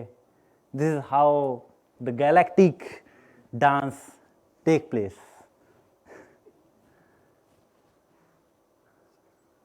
और इन दोनों के ये सुपरमैसिव ब्लैक होल्स हैं जो कि ultimately they will come closer to each other. Sir Iqbal बड़ी आसानी से एक्सप्लेन करते हैं, तारे आवारा वो कमामेज, तारे आवारा व कमामेज, तकदीर वजूद है जुदाई। बेहतरीन। लिटरेचर आवारा कमामेज, ऐसा ही literature is very close to astronomy. Astronomy में बहुत ज़्यादा लोगों ने जो है ना लिटरेचर पे भी काम किया है। शायरी साइंस को बयान करने का खूबसूरत तरीका है, बिल्कुल। So this is how galaxies merge with each other. आप देखें कि वी कैन नॉट डिसाइफर कि ये कभी दो डिफरेंट गैलेक्सीज भी थी। They are so smoothly. और इनके जो सुपर, और ये वो टाइम होता है जब ब्लैक होल्स जो एक दूसरे के करीब आए हैं वो अब एक ऐसी लिमिट पे आ गए हैं that's called parsec problem. They are closer to each other at 1 parsec, ठीक है। और वहाँ पे आके दे स्टक, दे वहाँ पे आके वो होल्ड ऑन हो जाते हैं, they are not coming more closer. और फिर जब वो उस लिमिट को क्रॉस करते हैं then they release gravitational waves that are observed now. इनको ऑब्जर्व किया गया है यूजिंग पल्सार टाइमिंग अरे, उसके ऊपर बात करेंगे। So this is the Chandrashekhar dynamical friction formula कि जब ब्लैक होल्स एक दूसरे के करीब आते हैं तो उनके दरमियान कौन सी फ्रिक्शनल फोर्स है जो कि उनकी एनर्जी को लूज करती है, और उस लॉस इन एनर्जी की वजह से they are coming more closer to each other, ठीक है। So this was formulated by Indian astrophysicist known as Chandrasekhar in 1943. Stars, gas particles and black holes lose energy during the interaction with their partners in their gravitational vicinity, also known as gravitational drag. कि उनके दरमियान जब वो एक दूसरे को rotate कर रहे हैं तो there is a drag between them, that's called gravitational drag, और उसकी वजह से उनकी जो एनर्जी है वो लूज कर रही है and they are coming more close to each other. तो लेकिन जो थ्योरेटिकल वर्क है, जो थ्योरी हमें बताती है वो ये बताती है कि देर इज़ ए लिमिट, ये एक्चुअली यहाँ पे जो है ना, this is the distance x axis पे, और ये वाई एक्सिस पे टाइम है। तो यहाँ पे ये बताया जा रहा है कि जब दो ब्लैक होल्स एक दूसरे के करीब आ रहे हैं, ठीक है, ये करीब आ रहे हैं एक दूसरे के, this is the distance between them, तो ये डिस्टेंस कम होता जा रहा है। एक डिस्टेंस आता है that's around near 1 parsec. Parsec last lecture में भी हमने इसको डिस्कस किया था। It is around 3.2 light years, बिल्कुल 3.6 सॉरी 3.6 लाइट ईयर्स, 3.26, जो कि actually that's the arc second angle subtended bye 1 astronomical unit, ठीक है ना। तो 1 एस्ट्रोनॉमिकल यूनिट को जब हम 1 आर्क सेकेंड के ऊपर देखते हैं तो जो डिस्टेंस हमें नज़र आता है वो 1 पारसेक है। सो एनी हाउ, सो जब black hole, super massive black holes इस रेंज पे पहुंचते हैं तो उनके दरमियान जो फर्दर क्लोजनेस है या जो फर्दर उनकी जो एक दूसरे को करीब लाने की जो सलाहियत है वो हाल्ट हो जाती है, वो रुक जाती है। ये थ्योरी बता रही है। और उन्हें फिर कितना टाइम लगता है, come more closer 10 to power 10 years, यानी कि 10 बिलियन ईयर्स लग जाते हैं उन ब्लैक होल्स के एक दूसरे के और करीब आने में, कि एक दूसरे के मर्ज हो सकें। यानी कि वो एक स्पेसिफिक डिस्टेंस पे आके रुक गए हैं। वो कौन सा डिस्टेंस है, अराउंड 3.26 लाइट ईयर्स, उससे करीब नहीं आ पा रहे। उसकी वजह क्या बताई जाती है, इसको फाइनल पारसेक प्रॉब्लम कहते हैं। और इसकी वजह ये कही जाती है कि वहाँ पे आके they are not losing further energy. वो जो ग्रेविटेशनल ड्रैग हमने पीछे पढ़ा, वो जो उनकी इक्वेशंस बता रही थी, वहाँ पे आके वो एक किस्म का इक्विलिब्रियम में आ गए हैं, स्टेबिलिटी में आ गए हैं, कि they are not dragging each other more. ये बताती है हमारी थ्योरेटिकल एस्ट्रोफिजिक्स, ठीक है ना। लेकिन very recently gravitational waves are detected जो कि उस रेंज में हैं जो कि super massive black holes emit कर सकते हैं। तो अब सवाल ये उठा कि अगर सुपर मैसिव ब्लैक होल्स वो ग्रेविटेशनल वेव्स एमिट कर रहे हैं, तो फिर इसका मतलब है कि वो कब उन्होंने कोलिजन, मतलब वो कब एक दूसरे में मर्ज होना शुरू हुए, 10 बिलियन ईयर से पहले, ठीक है ना। लेकिन the amount of gravitational waves we are detecting now, कि हर तरफ से हमें वो सोर्स मिल रहे हैं। इट मीन्स कि सिर्फ अर्ली यूनिवर्स में नहीं कोलिजन हुए, अभी भी कोलिजन हो रहे हैं और पहले भी हुए हैं। इट मीन्स के, और द थिंग इज के gravitational waves are not travelling like the normal electromagnetic waves. Electromagnetic waves as a particle travel करती हैं, gravitational waves are only waves. We have not found the particle. That's the major mystery in physics, कि जिस दिन हमें gravitational waves का particle मिल गया। Electromagnetic waves का क्या पार्टिकल है, काउंटर पार्टिकल, फोटॉन्स होते हैं। तो अभी तक हमें थ्योरेटिकल हमने उसको एक नाम दिया है ग्रेविटॉन का, लेकिन वी डोंट नो। इसीलिए हम जब ग्रेविटेशनल वेव्स को डिटेक्ट करते हैं, हम किस तरह हमने डिटेक्ट किया, उसके ऊपर मैं लास्ट स्लाइड उसी के ऊपर मैं अपना इख्तिताम करूँगा। तो ये जो ग्रेविटेशनल वेव्स हमने डिटेक्ट की है ना, इनकी वेवलेंथ 1 लाइट ईयर के बराबर है।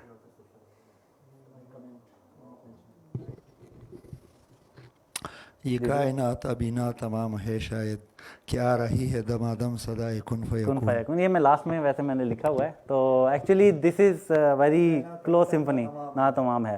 सो द थिंग इज के अब 1 लाइट ईयर वेवलेंथ को हम किस तरह अर्थ पे डिटेक्ट कर सकते हैं। अर्थ का क्या डिस्टेंस है, अराउंड 6400 किलोमीटर्स, और 1 light year is the distance 3 lakh kilometres.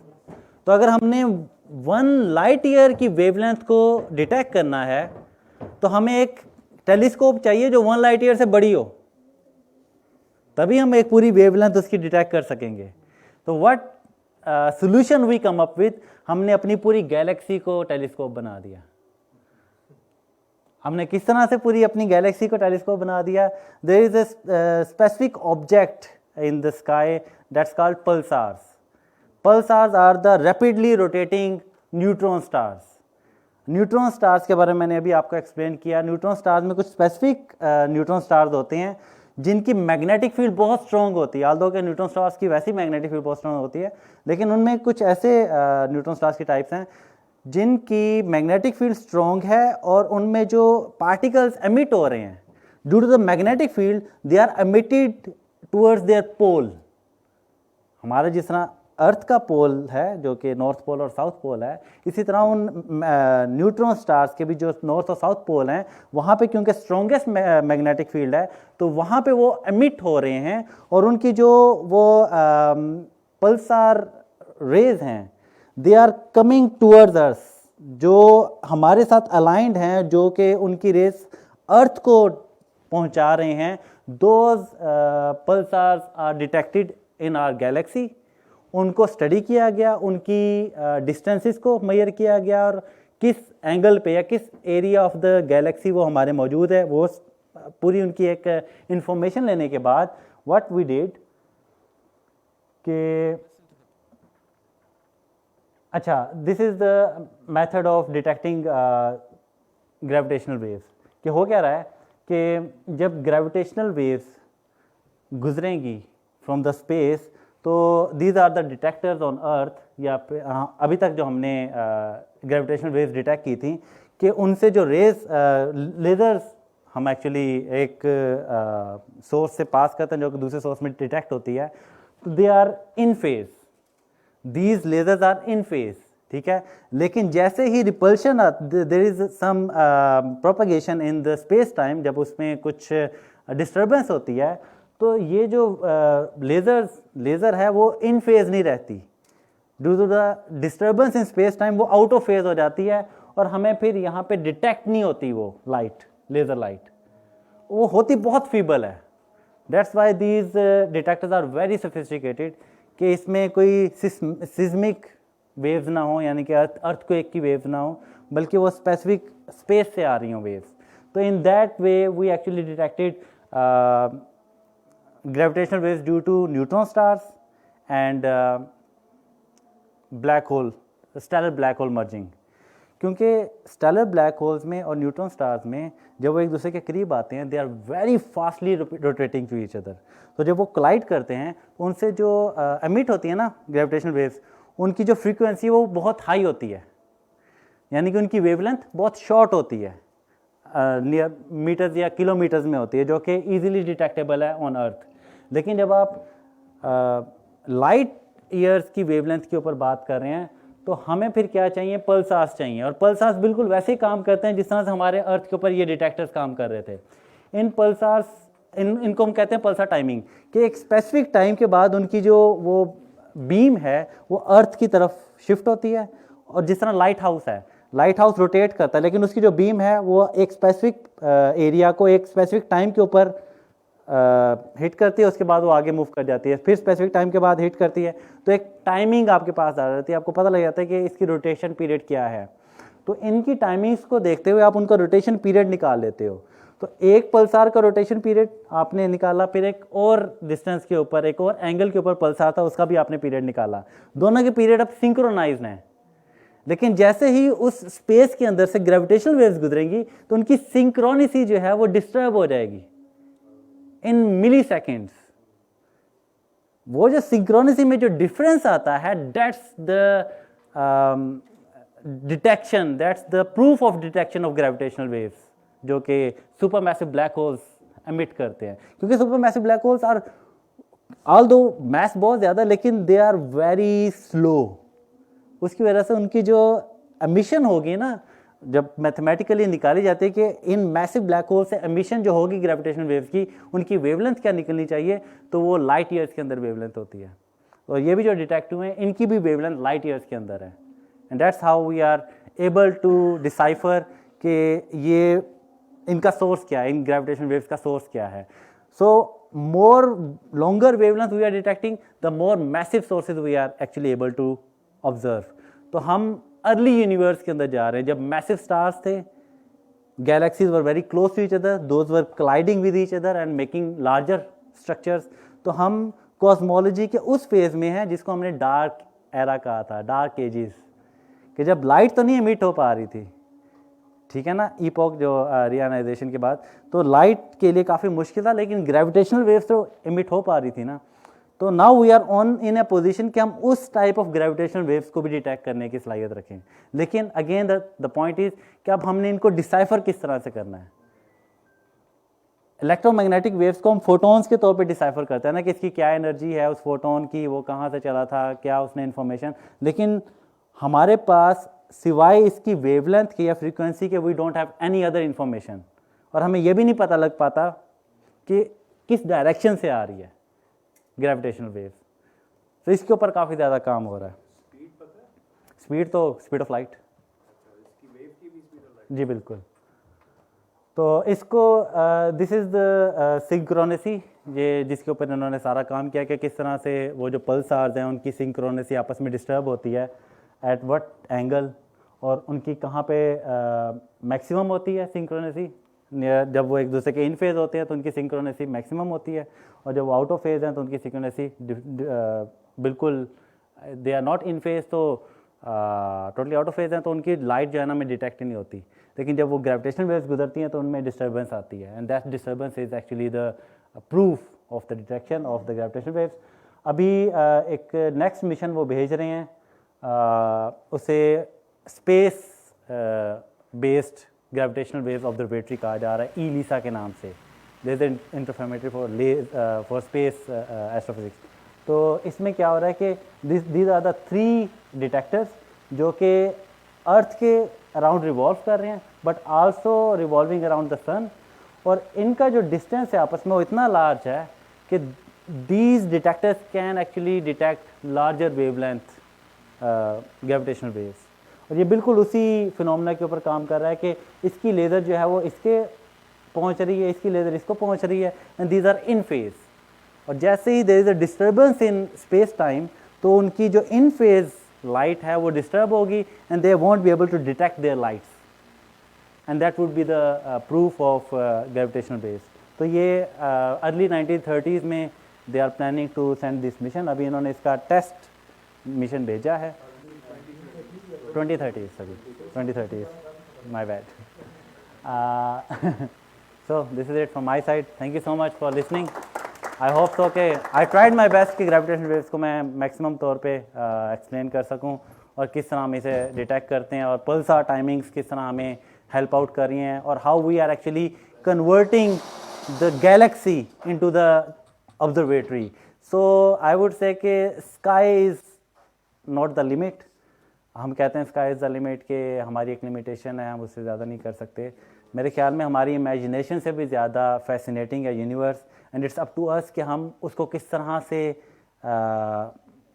Absorb करते हैं, किस तरह से हम उसको अंडरस्टैंड करते हैं। The more we get closer to the universe, the more it actually becomes more understandable to us, और हम उसको किस तरह डिसाइफर कर सकते हैं, that's become more easy for us. अच्छा जी, 2015 में जब ये पहली दफ़ा डिटेक्ट की, राइट, तो उससे पहले एक कैलकुलेशन थी कि ये वेव हमारी तरफ आ रही है या डिटेक्ट ये होने वाली है। तो वो हमें पता कैसे चला? क्योंकि अगर ये वेव ट्रैवल ही कर रही है स्पीड ऑफ लाइट, तो कोई चीज़ हमने देखी भी नहीं होगी कि भाई ये एक कोलिजन हुआ या कोई चीज़ हुई है जिससे ये वेव निकली है और अब ये इस पॉइंट पे आएगी। लेकिन हमें वो बिल्कुल हम उसको एक्सपेक्ट कर रहे थे और उसके लिए हम तैयार हुए और वो हमने डिटेक्ट की, तो ये कैसे हुआ? बिल्कुल, बहुत वैलिड क्वेश्चन। एक्चुअली मैंने आपको बताया कि ये स्पेसिफिक सोर्स से एमिट होती हैं, that's the neutron star mergers. तो 2 न्यूट्रॉन स्टार्स जो एक दूसरे के बहुत करीब थे और उनकी लाइट को ये डिटेक्ट कर रहे थे। तो जब भी एक स्टार दूसरे स्टार के आगे आता है तो देयर इज़ सम डिप, जिस तरह के हम एक्सोप्लैनेट्स भी फाइंड करते हैं। तो वो अपनी ऑप्टिकल टेलीस्कोप या जो इनकी नॉर्मल टेलीस्कोप है उसके थ्रू उसकी लाइट को ऑब्जर्व कर रहे थे, एंड दे न्यू के those neutron stars are coming very close to each other.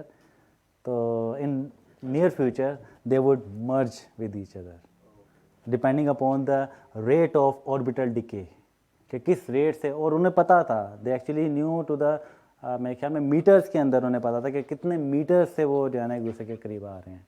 So this is how they actually new the exact timing, कि किस टाइम पे हमें जो है ना इसकी ग्रेविटेशनल वेव्स मिलनी चाहिए और उसी के साथ उन्हें फिर उसका कैटाक्लिज्मिक वो इवेंट भी हुआ, तो हमें उसकी इलेक्ट्रोमैग्नेटिक वेव भी मिली।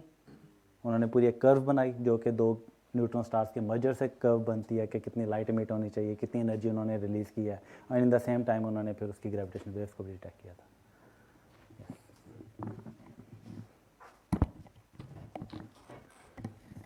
I just forgot. Okay, I was gonna ask you, when gravitational waves are detected, Yep. and you said there pulsar is present there, right? तो जब क्योंकि वो space time fabric से Exactly. गुजर रहे होते गुजर रहे हैं, होते हैं। तो doesn't it stretch and compress time as it moves, as the gravitational waves move? Actually, they stretch both things at the same time, space and time as well. और जो लाइट है वो तो स्पेस से ही गुजर रही है ना, जो हम लाइट डिटेक्ट कर रहे हैं। अब देखें कि एक पल्सार से हमें लाइट मिल रही है एक स्पेसिफिक टाइम के ऊपर, और दूसरा पल्सार जो है वो एक अलग एंगल से हमें लाइट दे रहा है एट स्पेसिफिक टाइम, और वो क्योंकि रोटेट कर रहा है तो उसकी जो पल्सेस हैं वो एक स्पेसिफिक टाइम पीरियड के बाद हमें मिल रही हैं, और वो टाइम पीरियड डिस्टर्ब होगा बिकॉज ऑफ द स्ट्रेचिंग। इसका नहीं उस तरह से डिस्टर्ब होगा क्योंकि हो सकता है कि वो इस साइड से आ रही हैं वेव्स, इस साइड से नहीं आ रही, तो इसका डिस्टर्ब हुआ, इसका नहीं हुआ, depending upon what is the phase angle between them.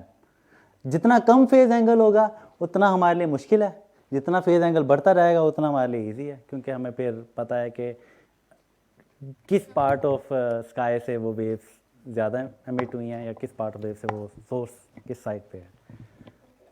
Also, क्या कहते हैं, you said कि if we find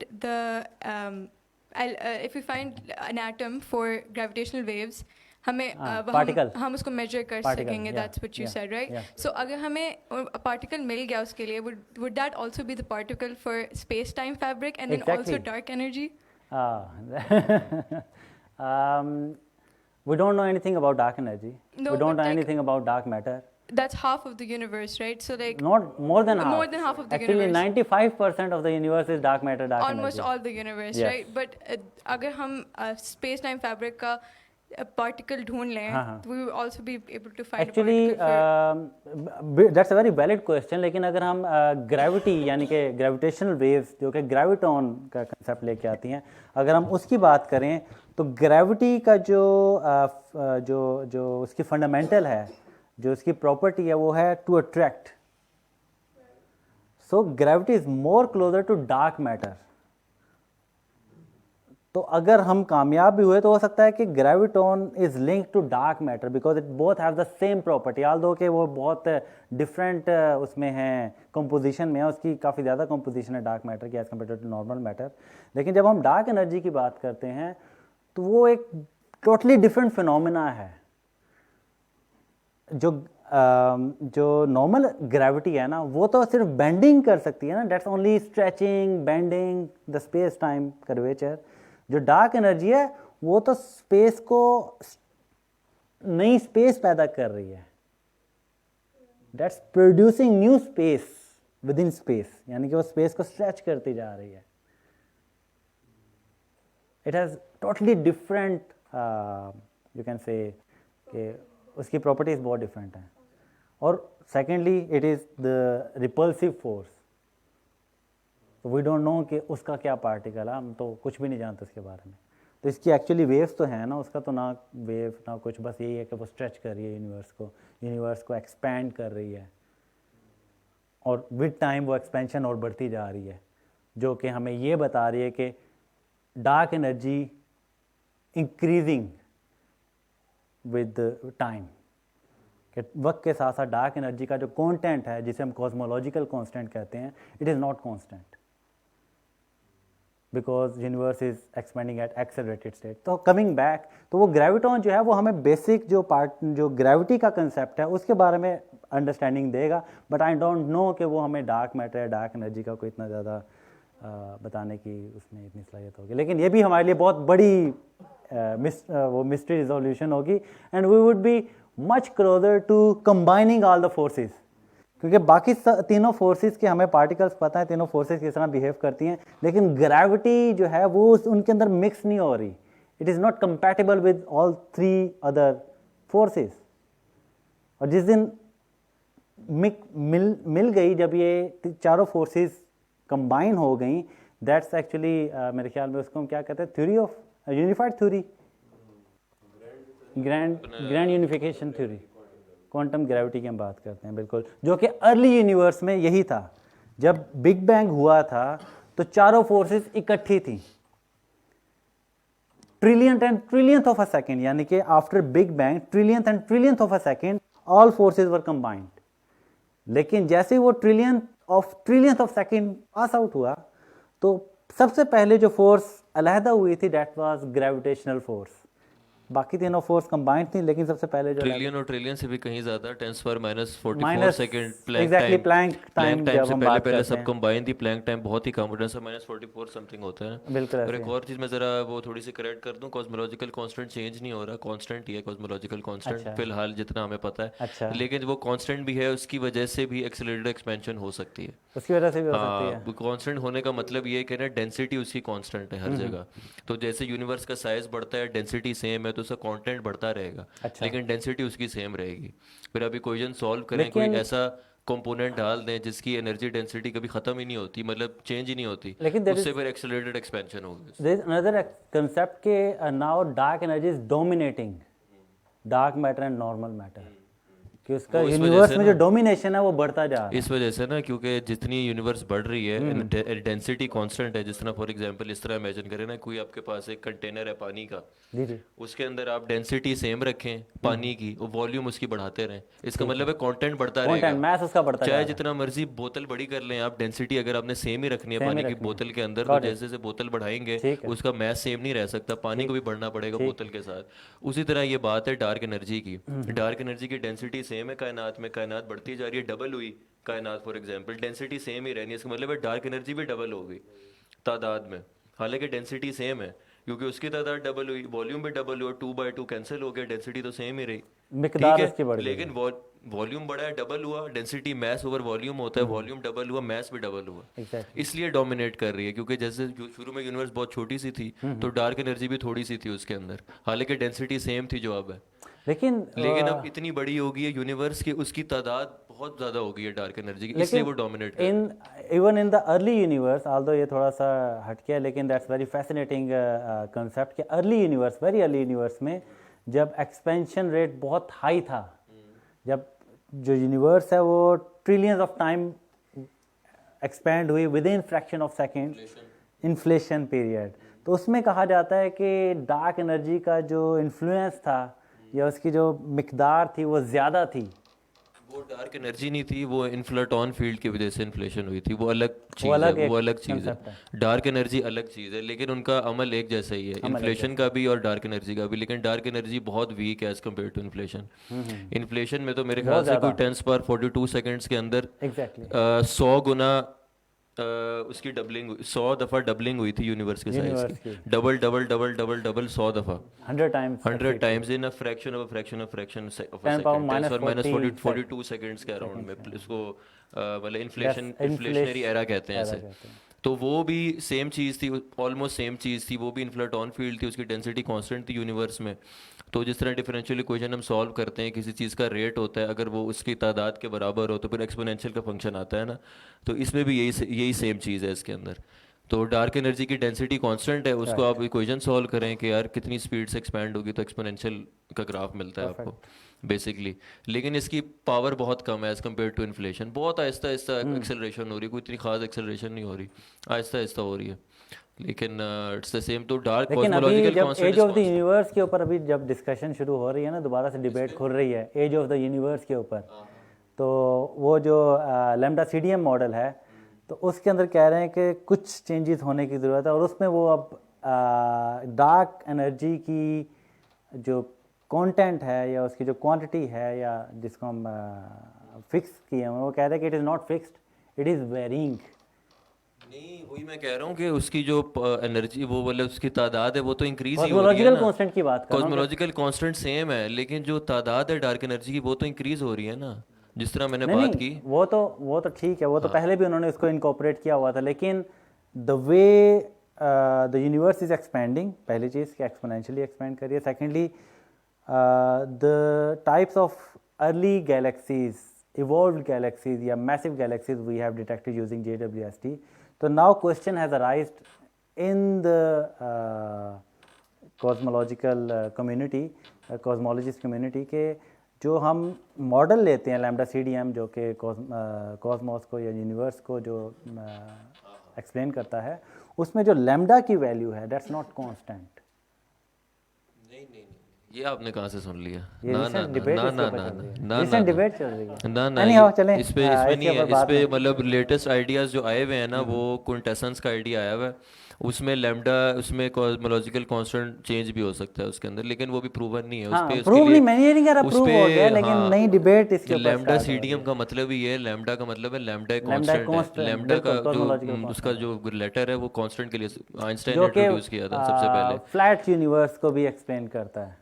हाँ नहीं, हाँ एग्जैक्टली फ्लैट, क्योंकि फ्लैटनेस ऑब्जर्व हुई थी तो उसके लिए फिर हमें लैम्डा डालना पड़ा, और वो लेकिन अभी खैर चलें, वो नहीं इसको है वेरिएबल है। इसको बाद में करते हैं। बोसॉन क्या था ये पार्ट जो हिग्स डिटेक्ट हुआ बोसॉन था? Is a particle that gives mass to every particle या एवरी अच्छा, तो ये कोई ग्रेविटॉन नहीं, से रिलेटेड नहीं है। It gives mass to the particle. किसी भी चीज़ को जो मास मिलता है, जो मास कैलकुलेट करते हैं, that's because of the Higgs boson, and that's the I would से the smallest particle that is discovered. किस लिहाज से? हिग्स बोसॉन जो साइज स्मॉलेस्ट नहीं है, उसका काफी मास है, 125 GeV उसका मास है। साइज के हवाले से साइज तो उसका नहीं है, साइज तो पॉइंट पार्टिकल है।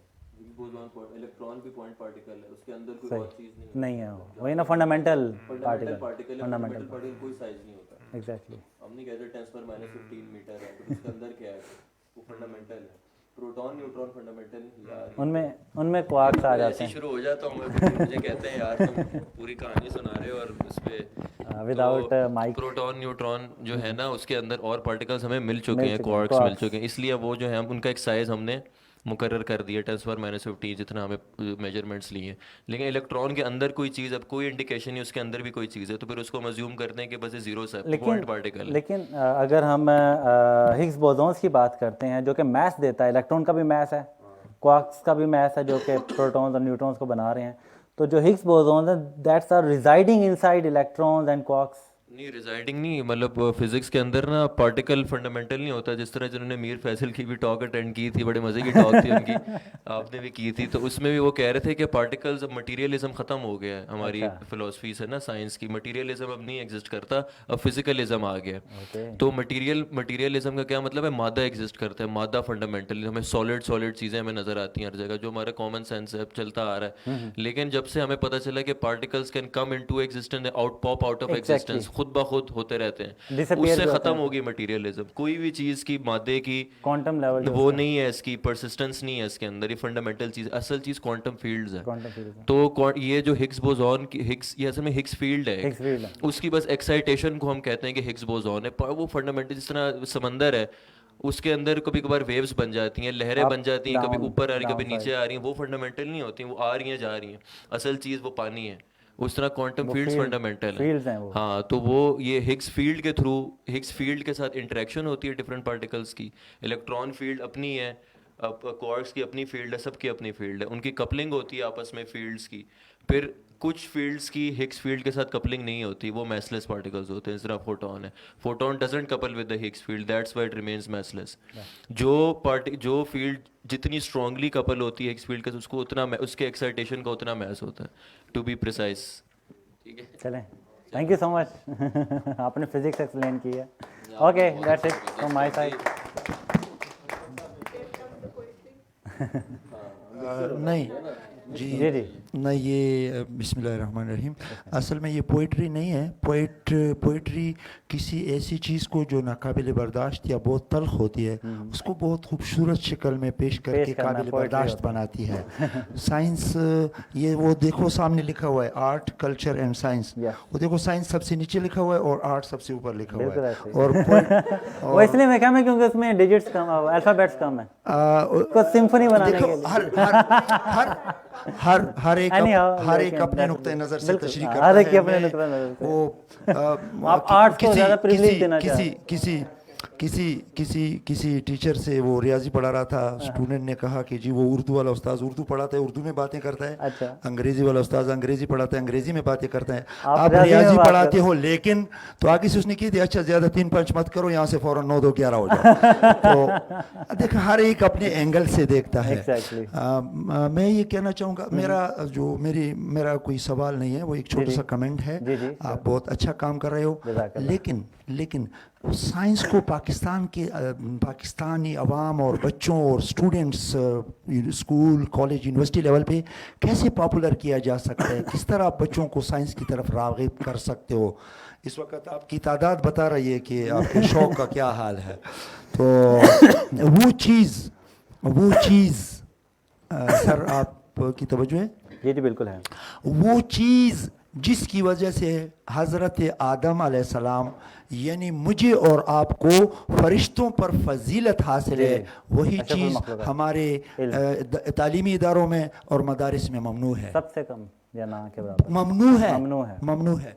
आदम अलैहिस्सलाम पर फरिश्तों पर आदम अलैहिस्सलाम को फजीलत इल्म तफसीर की वजह से नहीं थी, इल्म हदीस की वजह से नहीं थी, इल्म फ़िक़्ह, अरबी ग्रामर, अच्छे अखलाक, इवन खुदा पर ईमान की वजह से भी नहीं थी। आदम अलैहिस्सलाम को फरिश्तों पर फजीलत चीज़ों के नाम जानने की वजह से थी। चीज़ों का नाम जानना, अल्लामा इकबाल लिखता है कि इसका मतलब है you have a concept of them in your mind. Having a concept of things in your mind it implies कि आप उसको सब्जुगेट कर सकते हो। Exactly. And it is science. इसीलिए इसीलिए इकबाल कहता है विलायत पादशाही इल्म अशिया की जहांगीरी। ये इल्म अशिया की जहांगीरी आप इसी पे बोल रहे थे, इल्म अशिया की जहांगीरी। अभी और बड़े आसमान बाकी हैं बहुत, इसलिए कि इस्लाम के अंदर, इस्लामिक कल्चर के अंदर हमारा जो आइडियल है वो प्रोपोर्शनेट नहीं है, वो इनफाइनाइट है। सही है। इन मादी चीज़ों से गुजरकर खुदा तक पहुँचना। इल्म हक अव्वल हवास आखिर हुजूर, आखिर ओमे न गुंजत दर सुगूर।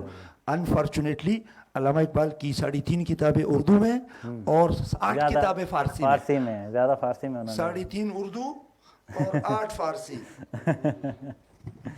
8 फारसी माशाल्लाह। और उनकी सबसे एक्सीलेंट। इसको क्या हो गया? नहीं कुछ नहीं हुआ। अच्छा, ये मेरी तकरीर को नहीं बर्दाश्त कर सकता।